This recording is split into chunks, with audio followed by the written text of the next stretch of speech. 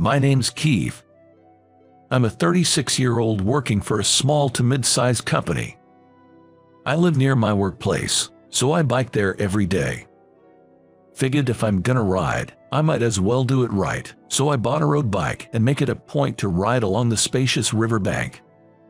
I've totally fallen for the charms of cycling, but there's another reason I take the riverbank route.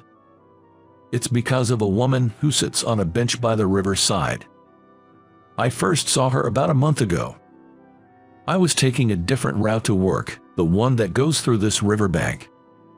The breeze feels good, and I even see runners out for their morning jogs, a perfect little refresh before work. I was thinking of making this my regular route. As I casually looked over the river, that's when I spotted her, a woman sitting on a bench. It was fall, getting colder, but she was in unusually light clothes for the season. She seemed a bit chilly but was deeply engrossed in her knitting. At first, I wondered what she was making, but as soon as she had knit a little, I instantly recognized it was a heart-shaped piece. How did I know? Because there's a significant history between knitting, hearts, and me. I still have a yarn knit heart mascot attached to my bike key. It was a gift from my first love and girlfriend, Sarah. Granted, I got it over 20 years ago, and it's pretty worn out now. Back in middle school, Sarah was my very first girlfriend. Of course, being broke students, our dates were mostly hanging out in the park or talking for hours in a cheap diner. But I had the time of my life. Sarah, with a round face that suited her short haircut and cute dimples when she laughed, was incredibly adorable. So, I did a bunch of silly stuff just to make her laugh. Looking back, it's kind of embarrassing, but I was dead serious back then. She always played along, and she even gave me handmade chocolates for Valentine's. Man, was I happy.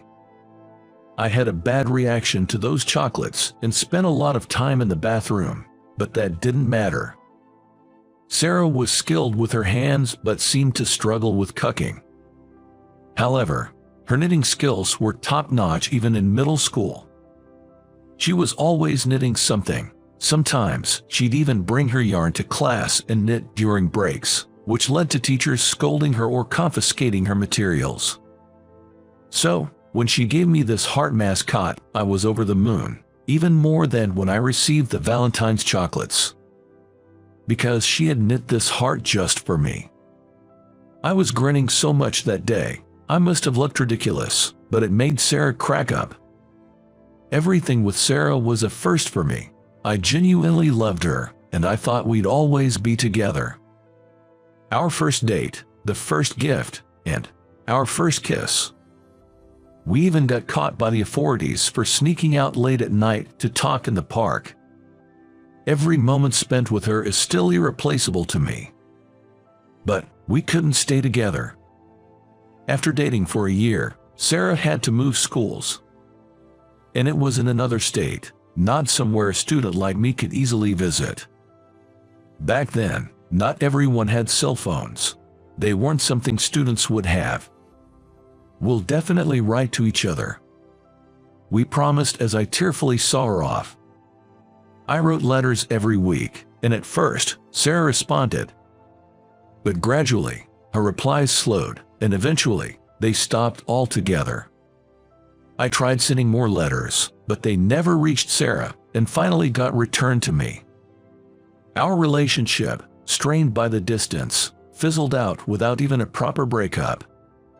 Those memories randomly came back to me while I was riding my road bike on the way home from work. She's there, knitting on the riverbank, even when it's time for me to head back. She's finished with the heart-shaped knitting, and I stop my bike to watch, wondering what she'll make next. Maybe it's plain curiosity, or perhaps I see a bit of Sarah in her. After all, the only woman I'd ever seen knitting was Sarah. But the woman suddenly started unraveling the knitted heart she had finished. What? I exclaimed, genuinely thinking it was such a waste after all the effort she put into it. I've always seen her engrossed in her knitting, head down, so I never really saw her face, but she seemed to have a sad expression.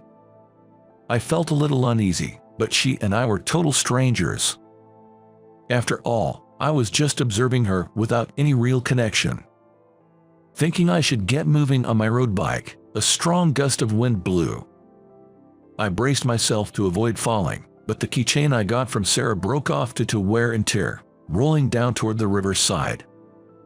"Whoa, hey, wait," I shouted. To make matters worse, it didn't roll onto the grass but down a staircase, gaining momentum and making it hard to stop. In a panic, I jumped off my bike and ran down the riverside. I couldn't lose the precious gift from Sarah. From that rush of emotion, I yelled out loud.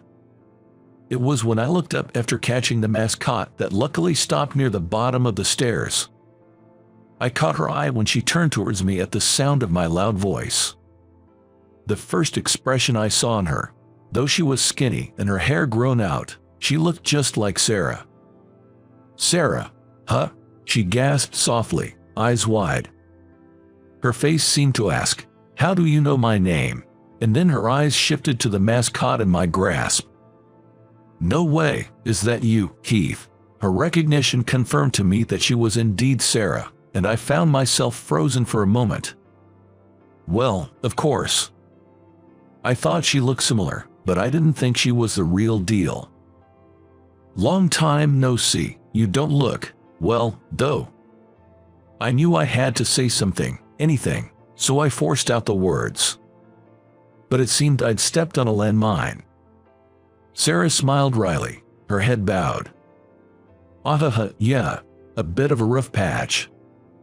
The reunion, after such a long time, felt awkward. Thinking to break the ice as evening approached, I decided to walk her home. Maybe, like old times, we could chat about the past. If we walked home together like we used to, we might be able to share some old stories.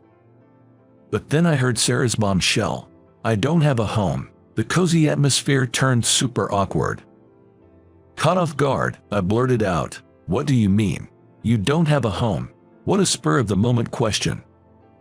Sarah, with a self-deprecating tone, confessed, "Actually, after I moved, my parents got divorced. Neither of them wanted to take me in, so I ended up in a facility. It's tough to get a decent job with just a high school diploma. Now, I'm living in a cheap inn, picking up odd jobs here and there." She said this while staring at her yarn. I realized then, Sarah must be struggling financially, unable to afford new yarn. That's why she's been unraveling old pieces. Her light clothing wasn't a fashion choice, it's all she had. "Did you stop sending letters because you went to that facility?" I asked. "Yeah, things were hectic, and I couldn't take your letters, Keith. I didn't know your address, so I couldn't send any. I'm so sorry." She admitted, still looking downcast, "I just wanted to see Sarah smile again, like in the old days. Even if our connection had naturally faded, I still cared for her, still loved her. I just want her, someone I have feelings for, to be happy." "Listen, Sarah, if it's okay, could you knit this again?" I asked, handing her the worn-out heart-shaped mascot. "I'll buy the materials. Please. You've kept this thing I gave you. Haha, am I really good enough?"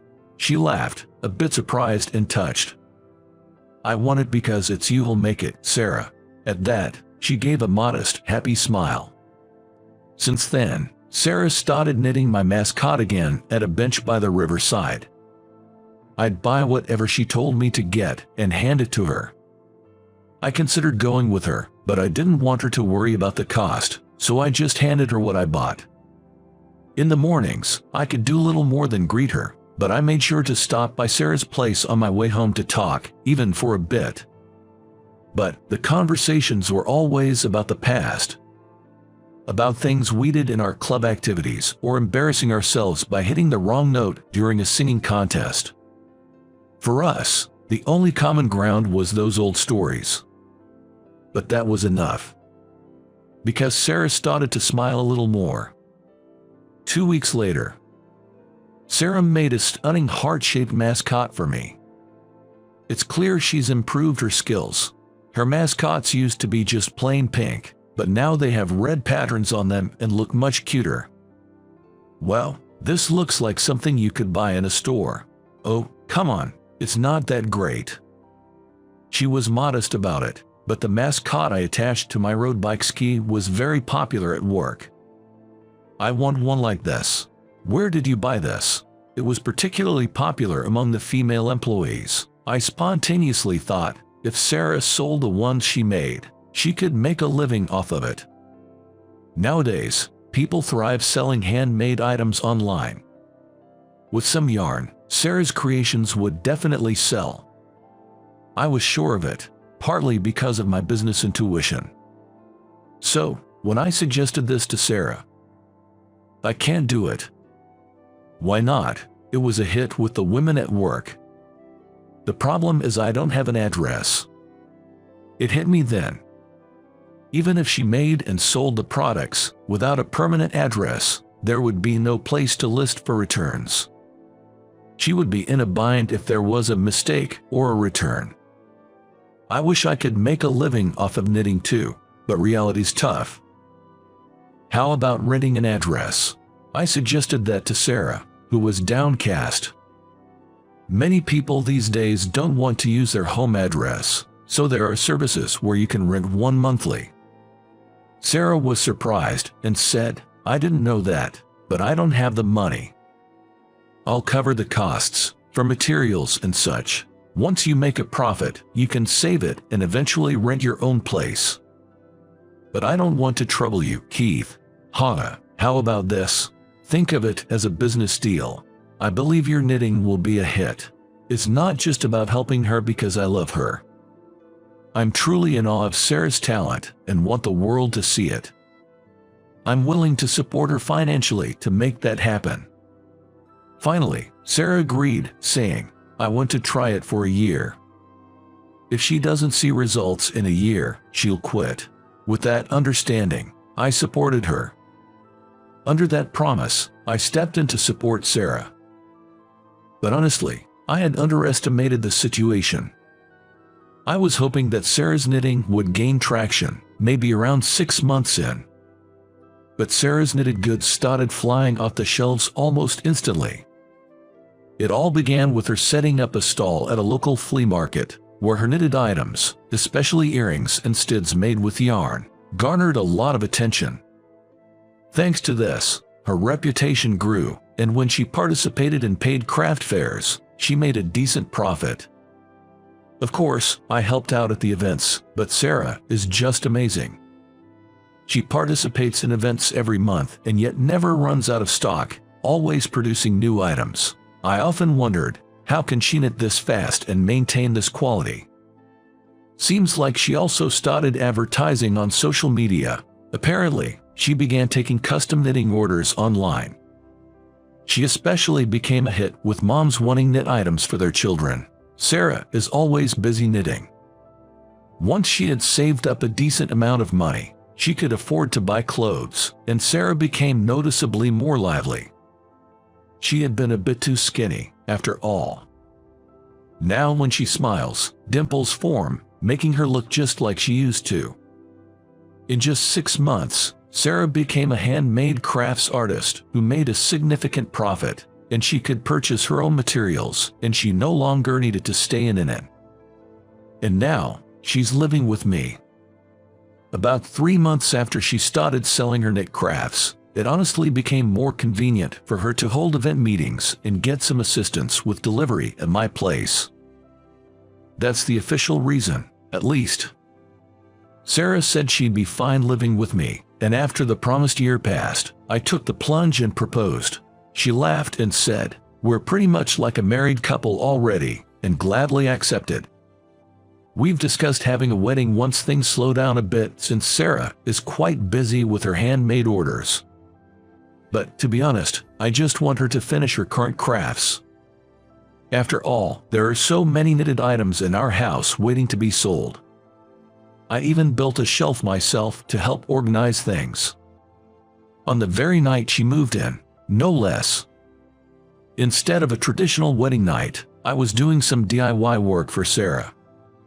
It had been a while since I did something like this, and honestly, I struggled. Seeing my efforts, she tilted her head and asked, having trouble fitting it in. She said that because she noticed several bent and unusable nails around me. I just can't seem to get it right. Why does it keep bending? Why not try holding it firmly and give it another go? I took Sarah's advice and tried again, but I messed up about 7 times.